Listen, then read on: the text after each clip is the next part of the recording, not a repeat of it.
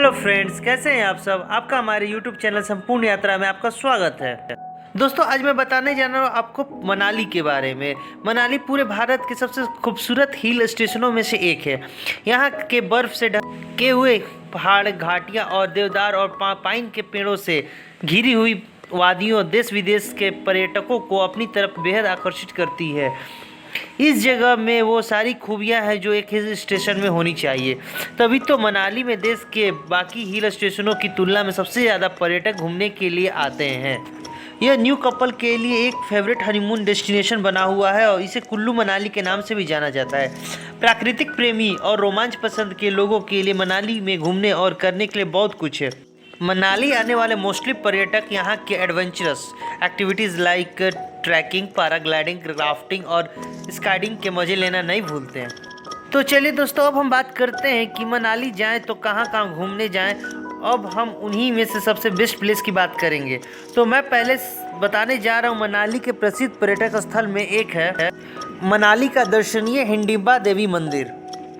यह मंदिर घटोत्कच की मां और भीम की पत्नी हिडिंबा देवी को समर्पित है। यह मंदिर मनाली के सबसे प्रसिद्ध और प्रमुख मंदिरों में से एक है, जो मनाली के मॉल रोड से करीब 2 किलोमीटर दूर शहर के भीड़ भाड़ से अलग एक शांतिपूर्ण जगह पर स्थित है। इस मंदिर में कोई भी मूर्ति स्थापित नहीं है, बल्कि इसमें हिडिंबा देवी के पद चिन्हों की पूजा होती है। साथ ही यहाँ 3 दिन का हिडिंबा त्यौहार भी मनाया जाता है और इस समय पर्यटकों को भीड़ भी ज़्यादा देखने को मिलती है। और दोस्तों, यहाँ मंदिर रोजाना मॉर्निंग 8 बजे से इवनिंग 6 बजे तक खुला रहता है, जिसकी एंट्री चार्जेस कुछ नहीं है। चलिए दोस्तों, अब हम बात करते हैं सेकंड प्लेस की, जो मनाली में ही स्थित है। वो है सोलांग घाटी।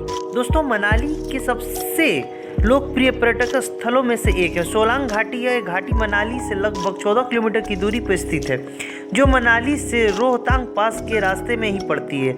यहाँ पर इंजॉयमेंट के लिए बहुत कुछ अवेलेबल है। आप जैसे यहाँ पर आपको रोप वे, पैराग्लाइडिंग और घोड़सवारी कर सकते हैं, जो आए हुए पर्यटक बहुत ही पसंद आता है। इसके अलावा यहाँ हर साल ठंड के मौसम में विंटर फेस्टिवल अरेंज किया जाता है, जिसमें बहुत सारे पर्यटक भी हिस्सा लेते हैं। इस जगह को स्नो पॉइंट के नाम से भी जाना जाता है, क्योंकि सर्दियों में यहाँ अच्छी बर्फबारी देखने को मिलती है। चलिए दोस्तों, अब हम बात करते हैं थर्ड प्लेस की। यह मनाली की खास जगहों में से एक है रोहतांग पास। दोस्तों, सफ़ेद बर्फ से ढका हुआ रोहतांग पास मनाली की एक बेहद खूबसूरत जगह है। यहाँ सालों भर बर्फ के सफ़ेद चादर से ढकी रहती है।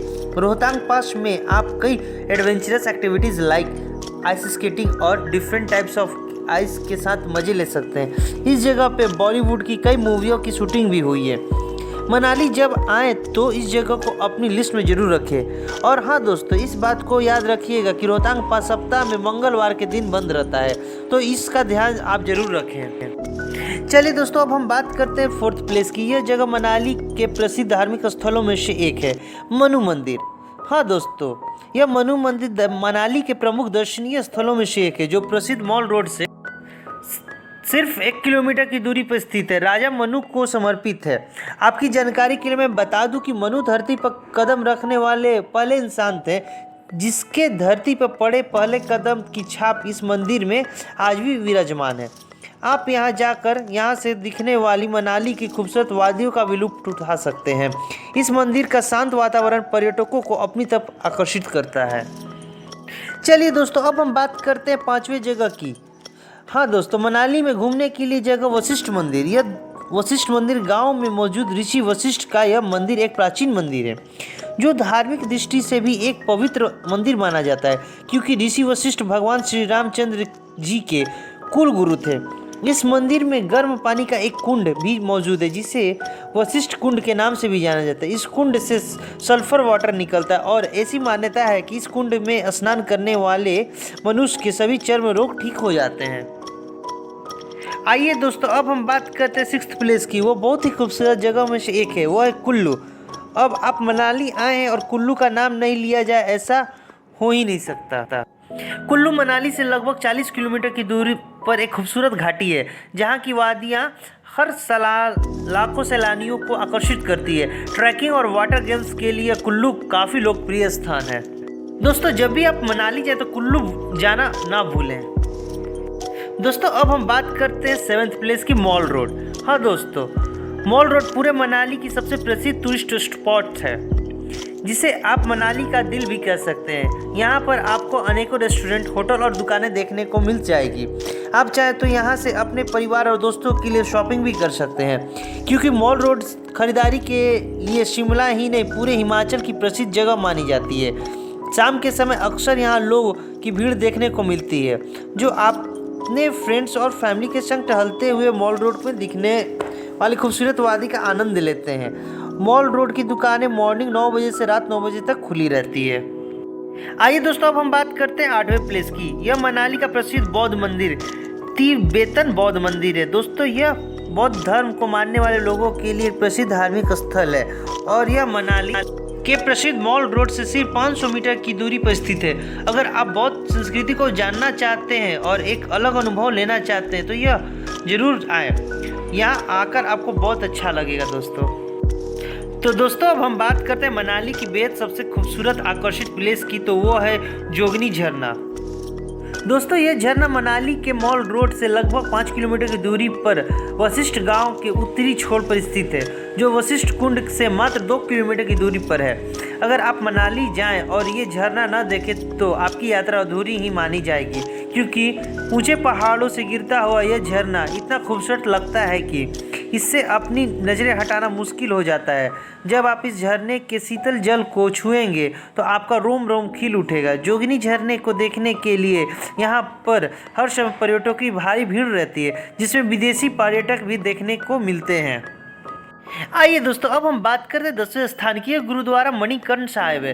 दोस्तों, गुरुद्वारा मणिकर्ण साहिब सिख और हिंदू दोनों के लिए एक महत्वपूर्ण तीर्थ स्थल के रूप में माना जाता है। हिंदुओं का मानना है कि देवी पार्वती और भगवान भोलेनाथ लगभग 1100 साल तक यहाँ रहे, तो वहीं सिखों का मानना है कि गुरु नानक जी ने यहाँ कई चमत्कार किए। अगर आप इस गुरुद्वारे के दर्शन के लिए जाते हैं तो लंगर जरूर करें, यहाँ पर 24 घंटे लंगर चलता है। आइए दोस्तों, अब हम बात करते हैं मनाली की 11वें स्थान वन विहार। दोस्तों, यह मनाली के मॉल रोड के पास स्थित वन विहार पर्यटकों का एक फेवरेट जगह है, जहां आप अपने परिवार और बच्चों के साथ आ सकते हैं। यहां खेलने के लिए झूले हैं और एक छोटा सा तालाब भी, जिसमें आप बोटिंग के मज़े ले सकते हैं। इसके अंदर कई छोटे जानवर भी हैं, जिनके साथ आप फोटोज़ और क्लिक करवा सकते हैं। वन विहार सुबह 9 बजे से शाम 5 बजे तक खुला रहता है और इसकी एंट्री टिकट बच्चों के लिए 30 रुपये और बड़ों के लिए 50 रुपये पर पर्सन है। अगर आप यहाँ बोटिंग करना चाहते हैं तो उसके लिए आपको 30 रुपये देने होंगे दोस्तों। आइए दोस्तों, अब हम बात करते हैं 12वें प्लेस की। यह है क्लब हाउस। अगर मनाली में आप आ रहे हैं तो क्लब हाउस घूमने जरूर जाइएगा। यह मनाली मॉल रोड से मात्र 2 किलोमीटर की दूरी पर स्थित है। चाहे तो आप पैदल भी जा सकते हैं टहलते हुए।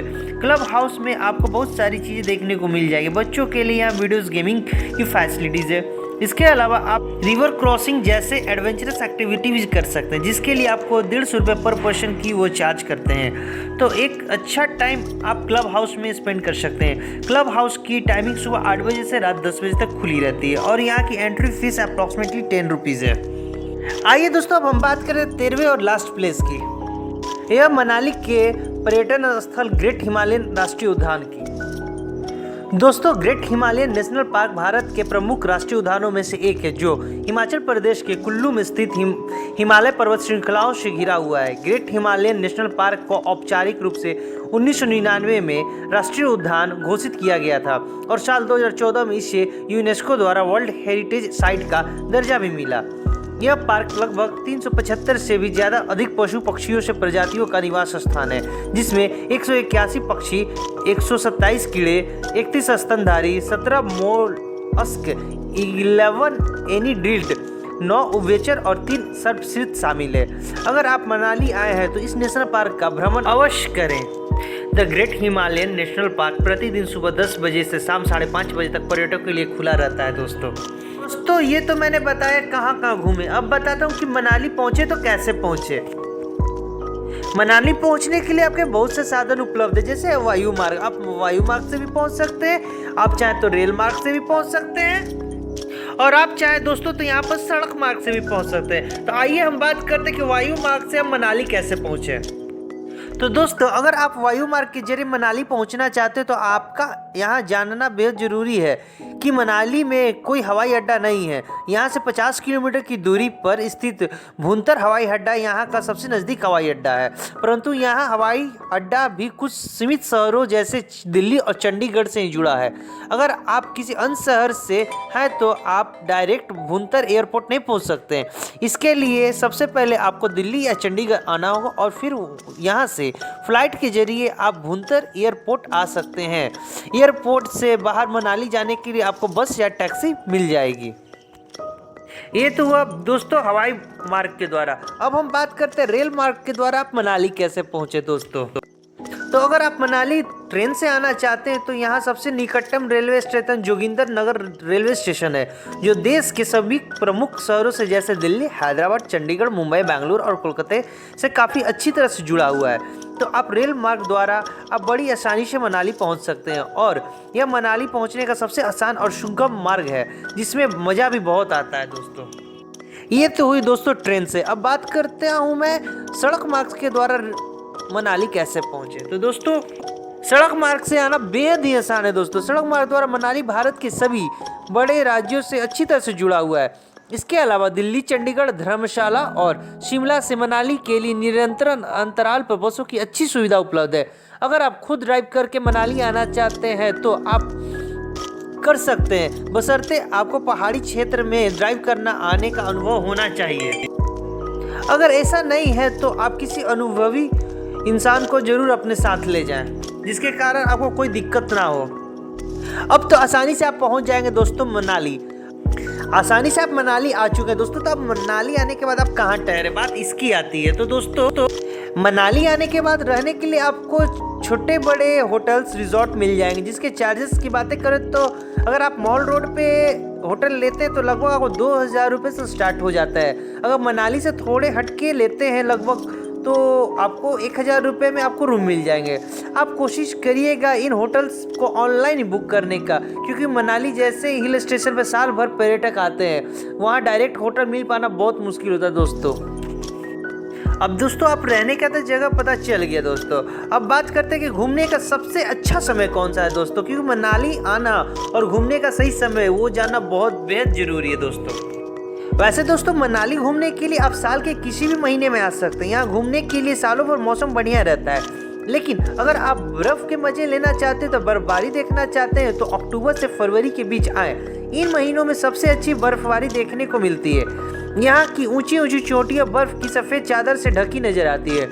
यदि आप किसी ऐसे राज्य से हैं जहाँ बहुत ज़्यादा गर्मी पड़ती है और जिससे छुटकारा पाने के लिए मनाली आना चाहते हैं तो मार्च से जून तक का महीना किसी वरदान की तरह साबित होगा, क्योंकि इस महीनों में मनाली का तापमान 10 से 25 डिग्री के बीच हो जाता है और इसी समय मनाली घूमने की सबसे अधिक पर्यटक यहाँ पहुँचते हैं।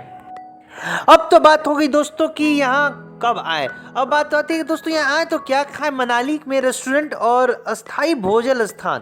तो दोस्तों अब बात करते हैं रेस्टोरेंट की। तो मनाली में कई रेस्टोरेंट और ढाबे मिल जाएंगे जहां आपको हर तरह के भारतीय भोजन आसानी से उपलब्ध हो जाएंगे। इसमें नॉर्थ इंडियन, साउथ इंडियन सभी तरह के भोजन मिल जाएंगे। मनाली का प्रसिद्ध फास्ट फूड मोमोज को यहाँ आने वाले हर पर्यटक चखते जरूर है। यह पूरे हिमाचल प्रदेश का एक लोकप्रिय फूड है। इसके अलावा यहाँ और भी खास पकवान बनते हैं, जैसे बाबरू, खट्टा, सिद्धू, भय, पटांडे और अक्तोरी। इन्हें आप जरूर ट्राई करें दोस्तों। यही रही दोस्तों बात टोटल मनाली घूमने की। आप आसानी से आ सकते हैं और बहुत सारे एंजॉयमेंट के साथ खा पी के बहुत अच्छे से आप मनाली घूम सकते हैं दोस्तों। अब हम बात करते हैं कि जब आप मनाली आएँ तो अपने साथ बैग में क्या क्या पैक करके लाएं। तो जब आप मनाली जाएं तो आप अपने साथ गर्म कपड़े जरूर रख लें, साथ ही अपनी ज़रूरतमंद सामान, अपनी दवाइयाँ भी रख लें और अपने साथ एक फर्स्ट एड बॉक्स जरूर रखें और अपना हेल्थ का ख्याल रखते हुए और इन्जॉयमेंट करें मनाली में। तो दोस्तों ये थी हमारी मनाली ट्रिप। उम्मीद है आपको पसंद आई होगी। वीडियो कैसा लगा कमेंट कर जरूर बताएं और अगर आपको हमारा वीडियो पसंद आया तो वीडियो को लाइक, कमेंट एंड शेयर कर दें और अगर आपको चैनल पर नए हैं तो चैनल को सब्सक्राइब कर दें और बेल आइकन प्रेस कर दें ताकि हमारी न्यू अपडेट्स आपको पहुंच जाए। और हाँ दोस्तों, अगर आप कहीं और जाने का प्लान बना रहे तो वो भी हमें कमेंट में बताएं, जिसका हम वीडियो आपके साथ शेयर करें, जिससे कि आपकी जो ट्रिप है बहुत आसानी से कंप्लीट हो जाए। वीडियो में अंत तक बने रहने के लिए थैंक यू।